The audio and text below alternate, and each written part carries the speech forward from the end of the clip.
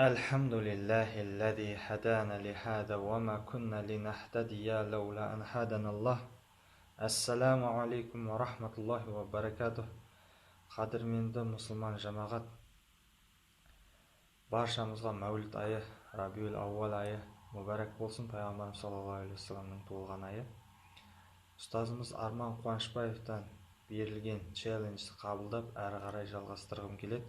Сіздерменен Пайғамбарымыз саллаллаху алейхи вассаламның бір әдемі хадистерімен бөліскім келеді, сахих хадисімен. عن أنس بن مالك رضي الله عنه قال قال رسول الله صلى الله عليه وسلم لا يستقيم إيمان عبد حتى يستقيم قلبه ولا يستقيم قلبه حتى يستقيم لسانه رواه أحمد وهو حديث صحيح. Бұл хадис, сахих хадис, Ахметтің жинағында келген. Риуаят етушісі сахаба Анас ибн Малик радиаллаху анху. Пайғамбарымыз саллаллаху алейхи вассалам айтты дейді, құлдың иманы дұрыс болмайды, оның қашанда жүрегі дұрыс болмағанша дейді.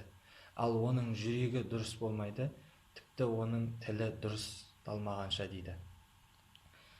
Мінекей, мына біздің бар иманымыз жүрекпен байланысты, жүрегіміз тілімізбен байланысты екен. Мына тіліміз дұрыс болса, біздің жүрегіміз дұрыс болады, жүрегіміз дұрыс болған кезде иманымыз дұрыс болады екен. Осы хадиспен бөліскім келді. Естіп тыңдағандарымызға амал етуді Алла Тағала баршамызға нәсіп етсін. Пайғамбарымыз Мұхаммед Мұстафа саллаллаху алейхи вассаламға салауат пен сәлемдер болсын Алла Тағаланың. Құлақ салып, назар қойып тыңдағандарыңыз үшін рахмет. Челленджді ары қарай жалғастырыңыздар. Алла разылығы үшін.